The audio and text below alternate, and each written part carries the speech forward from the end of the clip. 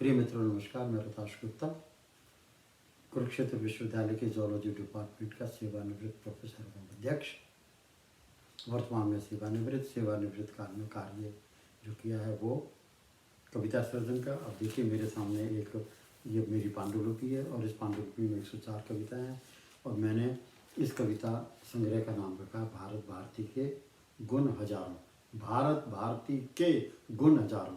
इसको लिखने के लिए पहले मैंने मन मंदिर में अपने मन मंदिर में झांक के फिर मैंने अपना आप को उस अवस्था, उस स्थिति परिस्थिति और उसमें लाया, मैं उस सोच विचार में लाया, उस अवस्था में अपने आप को लाया कि जहाँ मैंने समझा कि मैं भारतीय हूँ, मेरी कुछ जिम्मेवारी है और भारत मेरा देश है और भारत पर मैं गुमान करता हूँ। जब ये रेजोनेंस हो गया फिर मैंने कविता सर्जन किया और अब मैं कविता संख्या 9 आपके सामने पढ़ रहा हूँ। इसका शीर्षक है वातावरण सुधरेगा तो भारत की आबो हवा भी सुधरेगी। वातावरण सुधरेगा तो भारत की आबो हवा भी सुधरेगी। पहला पद, मेरे भारत में कुछ ऐसे प्रयोजन हैं, मेरे भारत में कुछ ऐसे प्रयोजन हैं जो हम सब भारतीय सरल सहज ही कर सकते हैं। थोड़ा परिश्रम, थोड़ा खर्चा, पर दूरगामी अच्छे परिणाम, सुखद परिणाम निकल सकते हैं।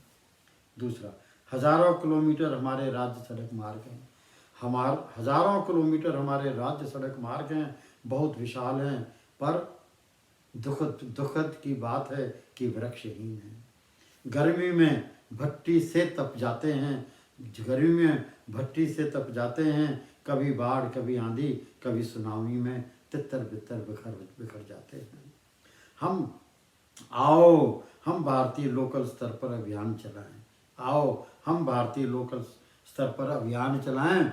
बड़े बड़े राष्ट्रीय सड़क मार्गों के दोनों किनारों पर वृक्ष लगाएं।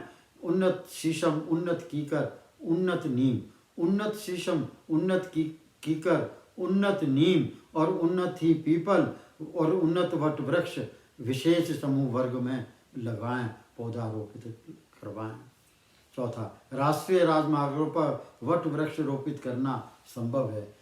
वट वृक्ष लगाते नहीं कि तो सड़क उखड़ जाएगी। आप चंडीगढ़ जाके देखिए, चंडीगढ़ में दोनों सड़कों के दोनों तरफ बहुत लगातार असंख्य हजारों में संख्या में वट वृक्ष लगे हैं। आप वहाँ जाइए गर्मियों में, ऐसा लगता है किसी आश्रम में आ गए हो। दोनों तरफ से बिल्कुल ठंडी हवा और उनको लगे हुए चंडीगढ़ जितना पुराना है उतने ही वो पुराने वृक्ष हैं।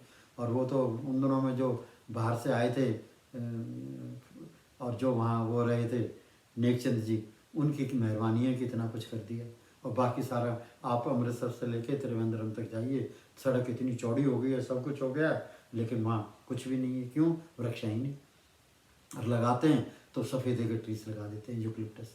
वो हमारी भारतवर्ष के ट्रीज नहीं है, वो हमारी आबो हवा को ख़राब करते हैं और ना ही छाया देते हैं, ना ही उन पर कोई पक्षी उस पर कोई घोंसले भी नहीं बनाते। मैं पक्षियों का एक्सपर्ट हूँ, कुछ देखा मैं बाद में, सिर्फ कौवे उस पर सोते हैं या कभी कभी उस पर अपना घोंसला जमा लेते हैं।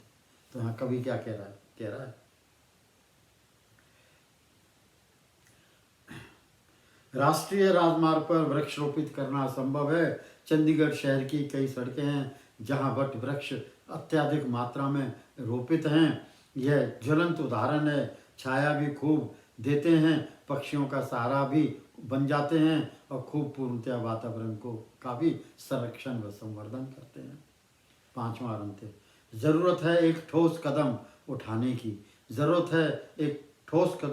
की, बोल्ड निर्णय निश्चय करने की। सड़कों के दोनों किनारों समेत बीच वाली डिवाइडर सड़क पर हम शीशम, नीम, कीकर, पीपल, वट वृक्ष, कहीं जामुन तो कहीं बेर लगाएं। सफ़ेदों को ठुकराएं। हमें यूं बालन भी मिलेगा और टिम्बर भी मिलेगी और ऑक्सीजन भी बढ़ेगी, कार्बन डाइऑक्साइड घटेगी, वातावरण सुधरेगा, भारत की आबो हवा भी सुधरेगी। धन्यवाद।